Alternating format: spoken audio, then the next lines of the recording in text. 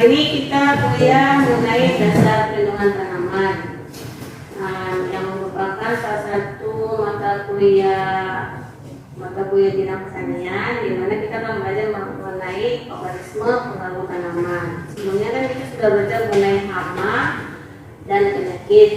Sekarang materi yang sekarang kita mau belajar tentang gulma.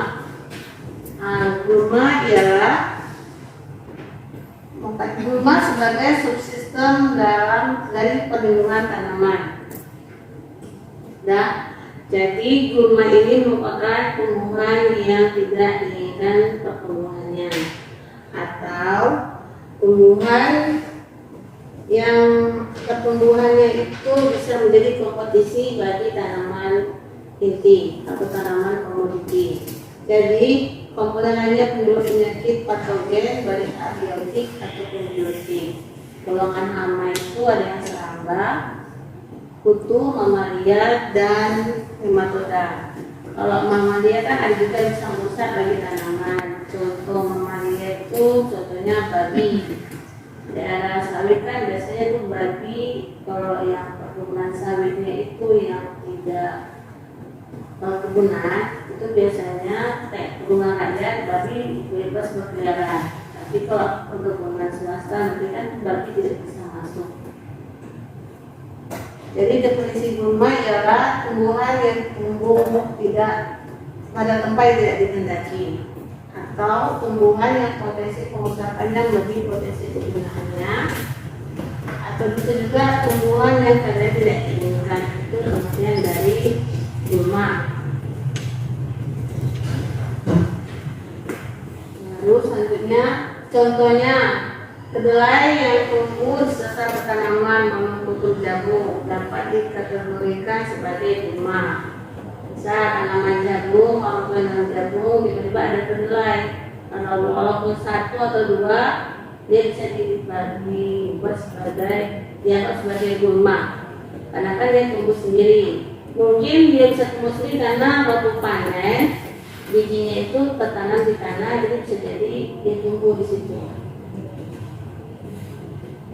Pengelompokan gulma dapat dibedakan berdasarkan umur, daun hidup, habitatnya, kelanasannya, dan kesamaan dalam sifat saingan. Gulma contoh itu ada gulma tahunan, gulma 2 musim, dan gulma semusim. Gulma berdasarkan kelanasan ada namanya gulma berbahaya dan gulma lunak. Gulma berdasarkan habitat yaitu gulma obligat, yaitu gulma yang tumbuh pada habitat yang sudah campur tangan manusia.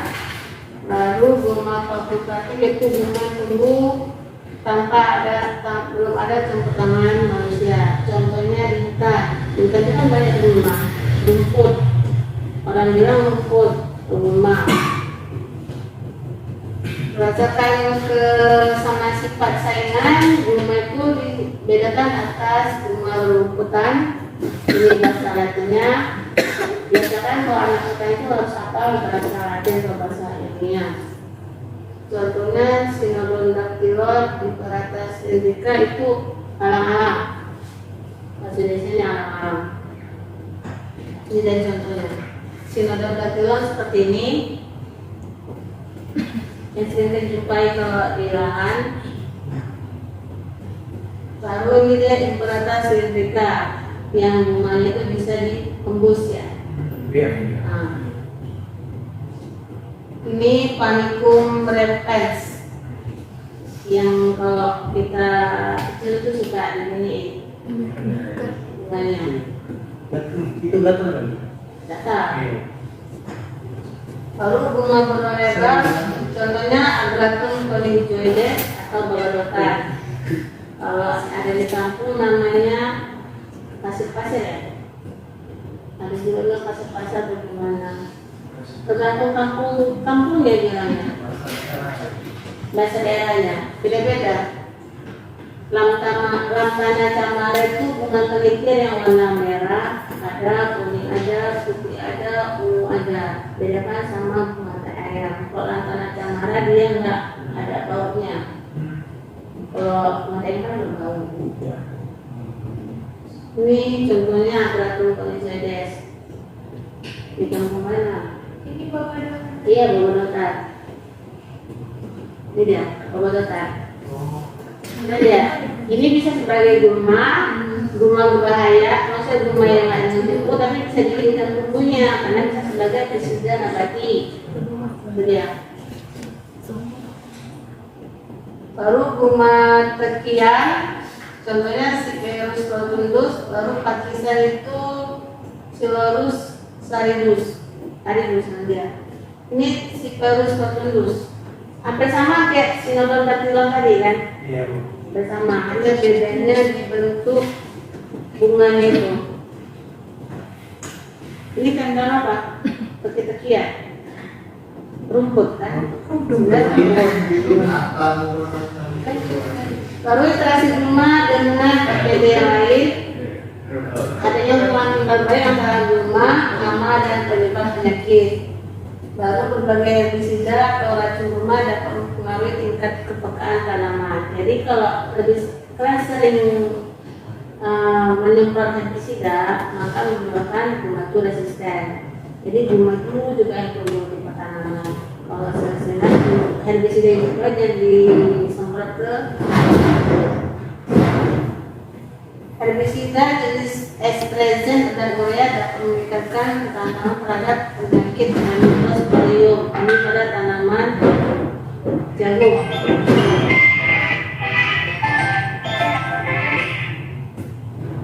Lalu herbisida golongan karbamat dapat meningkatkan kepekaan tanaman terhadap patogen dengan jalan menghilangkan lapisan lilin pada daun.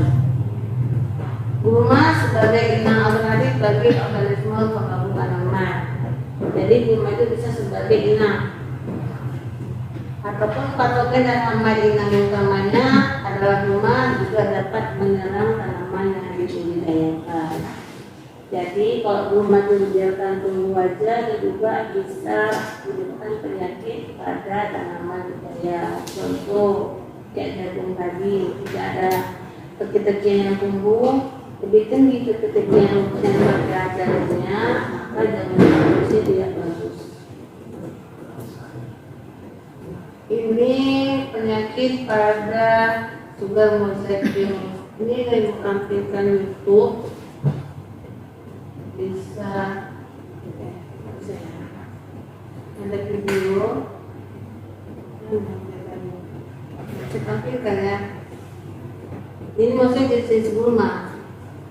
Lalu selanjutnya ada inang alternatif OTT, contoh pada labu-labuan. Biasanya itu kalau tanaman labu, semangka kan terus tanamannya merambat pendek. Itu kan bersama menggulmanya. Jadi antara semangka sama gulma saling berkompetisi mencari makan. Bisa juga menyebabkan penyakit pada tanaman semangka tadi, kayak virus mosaik virus pada semangka. Baru pada saat belakangan tidak ada tanaman labu-labuan, maka virus dan serangga bisa sebagai vektor penyakit. Maka di banyak yang kena jadi itu pada tanaman semangka, karena vektornya itu biasanya jenis kutu. Karena kan kalau semangka itu bisa kuning, ya kan kuning. Jadi buahnya kerdil, nggak besar. Itu karena kompetisi antara gulma dan semangka akibat adanya vektor dari hama. Jenisnya itu biasanya jenis kutu, jenis sekretasi, apit. Baru kerugian yang ditemukan oleh gulma yaitu pengurangan hasil karena persaingan suara, menurunkan kualitas atau mutu hasil, dan meningkatkan biaya pengendalian hama dan penyakit. Jadi kalau gulmanya itu banyak, maka lebih banyak kita mengeluarkan biaya untuk mengendalikan hama penyakit. Jadi usahakan seluruh tanaman itu banyak gulmanya. Kayak manusia tuh kan kalau dia banyak belauknya kan ini nggak keren, sama kayak tanaman. Tanaman pun kalau ada belauknya kan enggak, jadi nggak nampak di tanaman itu nggak cantik gitu. Lalu tercampurnya biji gulma dalam benih padi dapat menyebabkan soalnya persediaan benih. Kadang padi itu kayak model tadi Sinodon Dactylon, yang bunganya itu bisa tertanam dalam benih terbawa oleh benih, kemungkinan bisa menyebabkan gulma itu bisa terbawa benih, jadi dia merupakan resisten pada benih tersebut. Baru ikut termakannya gulma oleh sapi perah dapat menyebabkan bau daripada susu sapi, gitu ya. Jadi kan kalau sapi itu asal makan aja itu rumput yang berbahaya, ini bisa juga berbahaya terhadap produksi susunya. Ya kan? Lalu terdampaknya aliran air dalam saluran irigasi saluran pembuangan. Yang ketujuh, menimbulkan kerugian secara tidak langsung dan menjadi inang alternatif pada beberapa patogen. Contohnya itu enceng gondok bisa sebagai penyebab penyakit pada tanaman cabai atau tomat. Sekolah enceng gondok kan? Enceng gondok nggak? Lahannya tumbuh di air, di dalam. Lalu panikum rekan itu nama gandu yang menyerang padi. Rumput-rumputan contohnya nematoda yang menyerang kopi, jagung, tembakau, dan padi. Terdapat yaitu mengeluarkan gulma itu mengeluarkan adanya senyawa racun atau alelopati sehingga dapat merusak pertumbuhan tanaman. Ini contoh gulma yang memiliki alelopati. Contohnya, berarti kan kalau dari gulmanya Agropyron repens ke banyak tanaman. Gulma Amaranthus spinosus itu biasanya pada tanaman kopi. Amaranthus spinosus itu bayam berduri. Bayam ada bayam berduri, bukan bayam yang dikonsumsi kita makan. Ada juga ada bayam berduri. Daunnya seperti bayam, tapi di tangkainya itu ada durinya. Lalu yang Scotosaurus itu kedelai, ada bayam berduri. Iya, bisa didata. Bedakan sama putri malu. Putri malu kan dia panjang kan. Kalau daun itu daunnya masih membayang, tapi batangnya berduri. Nah, pikiran. Potensi gulma sebagai sumber daya yang bermanfaat itu bisa sebagai sumber obat-obatan. Contohnya bisa sebagai pelancarkan kencing, obat cacing, dan pengencang kulit untuk wanita. Jadi kalau yang udah berumur 30 tahun ke atas bisa meminum rumput teki. Rumput teki contohnya tadi apa? Ukuran sensitif. Iya, obat pelancar kencing juga bisa. Caranya gulma itu dicampur sama akarnya direbus. Rebusannya itu diminum, bukan gulmanya diminum ya. Ada rebusannya. Contohnya putri malu. Putri malu ini bisa sebagai obat diare, obat tidur. Jadi kalau susah tidur bisa. Nggak usah pakai kimia obat-obatan. Karena kan buat kita dia ketergantungan. Cara alami ada. Iya, direbus. Air rebusnya itu diminum. Lalu sebagai bahan dasar parfum, contohnya rumput teki. Sebagai bahan bangunan dia alam. Ini dia putri malu tadi juga. Yang sebagai obat tidur sama pelancar kencing ya. Obat diare. Bunganya seperti ini. Pernah lupa?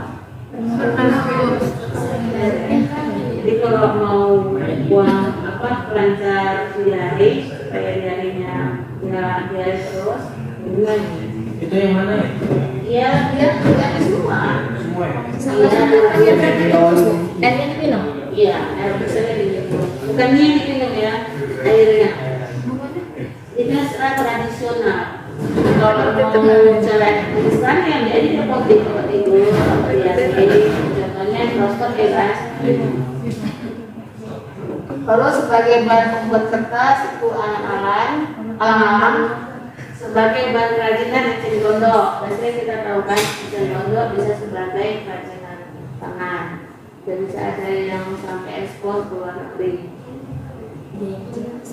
Sebagai bahan media untuk menumbuhkan jamur, contohnya itu jamur yang dijual itu lah. Biasanya itu ada yang pakai kelapa sawit, ada juga pakai enzim bentuk untuk tempat tumbuhnya jamur crispy, jamur tiram. Itu dia. Baru sebagai penghasil biogas dan juga sebagai bahan pembuatan pupuk organik.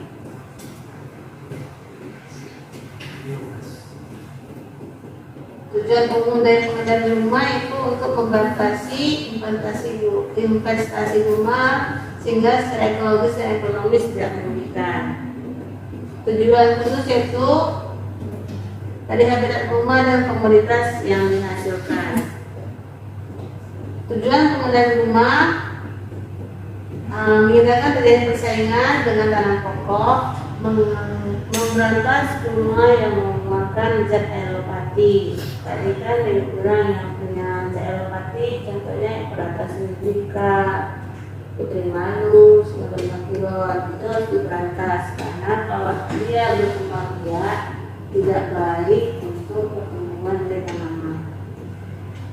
Memudahkan pengukuran hasil, misalnya bondolan sawit, bondolan kopi, sama bondolan buah papa.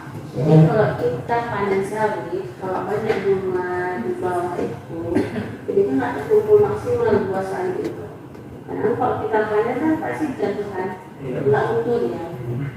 Jadi kalau rumahnya banyak, ya kalau hasilnya nggak terkumpul semua, jadi tambah memakan waktu. Memudahkan pengawasan dan kontrol pengelolaan kebun dan mempermudah pemupukan.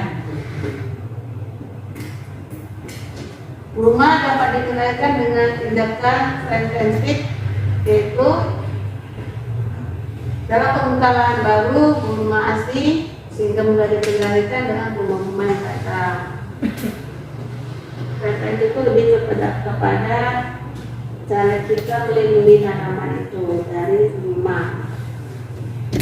Baru pengadaan preventif dapat dilakukan dengan peraturan undang-undangan oleh Balai Karantina. Dan biasanya dari karantina itu ada undang-undang itu bagaimana menguraikan rumah, hama dan penyakit. Secara mekanik atau fisik itu dalam mencabut ada rumahnya. Tapi kalau yang luas mencabut rumah beberapa orang, ya kan? Berarti kalau hanya cuma satu lantai atau 20 meter ataupun nggak sampai 1 meter bisa kita cabut 2-3 orang bisa. Pemakaian panas dalam bentuk uap fungsinya untuk mematikan lidi rumah pada bedanya persemaian. Penggunaan api biasanya tidak menimbulkan residu, misalnya ada juga beberapa kebun sawit itu rumah itu cuma dibakar aja supaya gampang, rumah yang kering dibakar. Penggunaan api dapat mematikan hama dan penyakit, tetapi dapat menimbulkan kebakaran kalau enggak diawasi. Makanya kadang orang yang buka lahan baru kan supaya gampang dia dibakar. Tapi kalau nggak itu bisa menyebabkan kebakaran, bisa juga merusak orang yang asapnya. Yang keempat, jangan rencanakan signature membakar. Tapi kalau membakar biasanya masih ada tinggal juga akan di bawah itu. Karena itu nggak efektif juga. Baru pengerjaan tanah dan pengolahan tanah. Ada beberapa petani sebelum dia nanam dia tanpa olah tanah, berarti dia itu rumah itu ada langsung tanam. Ada yang pakai olah tanah, berarti rumah itu dibersihkan dulu baru olah tanah. Ada enggak? Ada yang enggak juga. Jadi dia langsung olah tanah aja, rumah itu masih ada, diolahnya di tanah itu, baru setelah itu ditanam benihnya. Pengendalian rumah secara teknis itu pengendalian tanaman.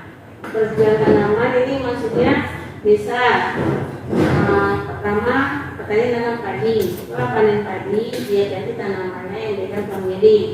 Kalau padi kan familia Gramineae, digantinya bisa tanaman kedelai. Kedelai kan familia Leguminosae. Jadi gulma dan hamanya itu nggak sama seperti gulma dan hama di tanaman padi. Untuk meminimalkan serangan dari OPT. Pemakaran gerak tanam. Gerak tanam yang terlalu sempit, yang terlalu dekat juga dapat menyebabkan banyaknya serangan organisme pengganggu tanaman. Penggunaan mulsa atau penutup tanah, penutup rasa biasanya mulsa yang digunakan petani, mulsa jerami dan mulsa plastik. Mulsa plastik pun ada berbagai macam warna. Nanti kalian pahami waktu kita praktek di lapangan.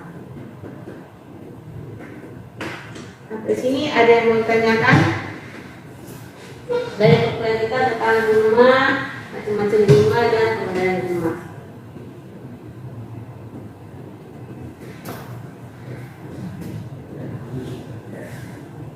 Bu, Ya, leopat itu mengeluarkan zat apa? zat racun. Zat racunnya itu bisa yang dapat merugikan bagi tanaman. Contohnya zat ada namanya antioksidan, zat tanin,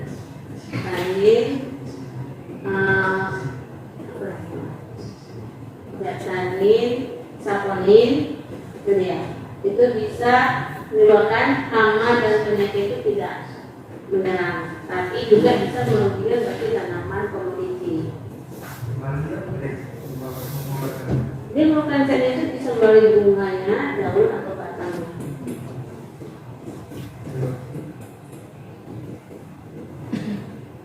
Ada lagi yang mau tanya?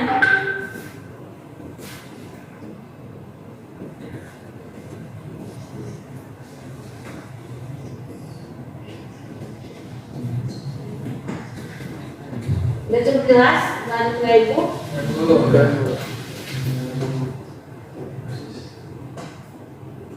Garis.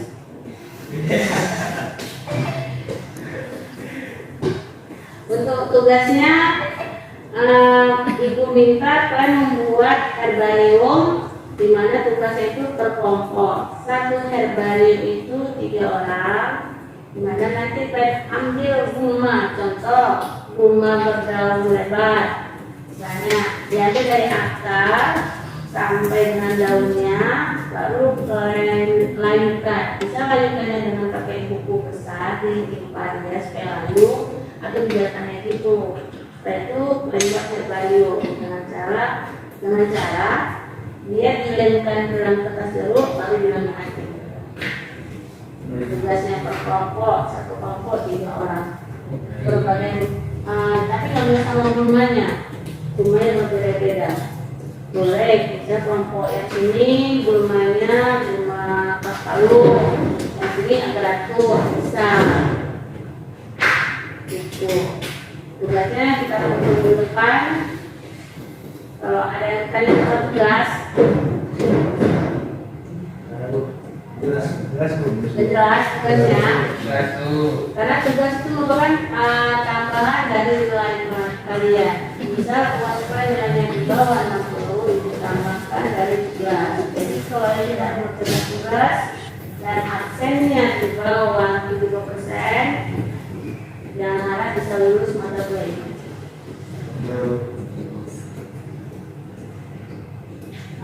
Jika tidak ada yang bertanya, kuliah sampai di sini.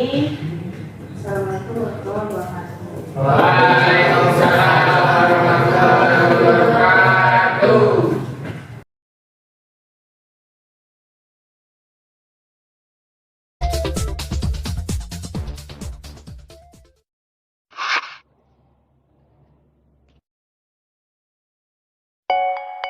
Piretrum ini sangat mudah dijumpai di lahan pertanian. Ketika musim hujan sudah datang, tumbuhan ini sangat mudah berkembang.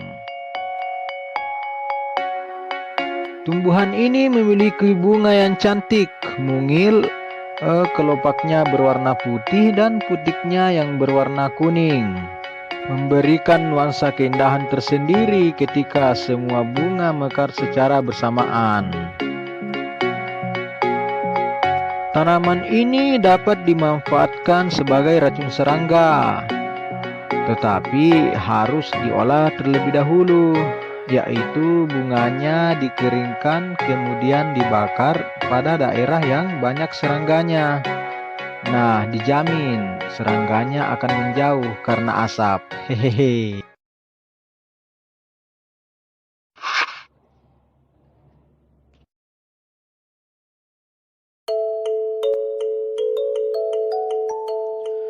Tanaman orok-orok ini termasuk tanaman liar loh. Wah, tidak nyangka ya guys. Padahal banyak loh yang memperoleh keuntungan bisnis dari tanaman ini. Karena begitu banyak manfaatnya, terutama di bidang pertanian, digunakan sebagai pupuk hijau.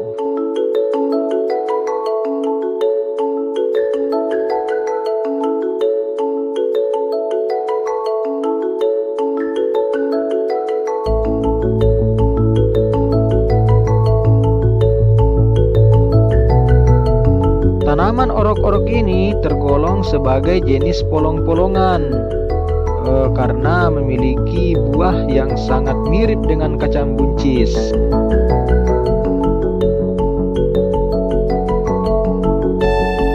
Bunganya yang berwarna kuning berbentuk kupu-kupu sehingga tidak heran jika bunganya mekar secara bersamaan akan memberikan keindahan yang luar biasa.